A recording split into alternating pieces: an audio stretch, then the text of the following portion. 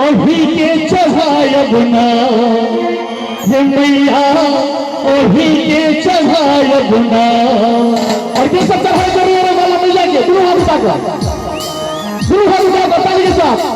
मैया मैया मैया खोल रहे के बलिया हमारी संगवा कर भैया मैया खोल रहे के बलिया हमारी संगवा कर भैया। जोर जोर मेला हवा जोर जोर मेला हवा वही से चढ़ाए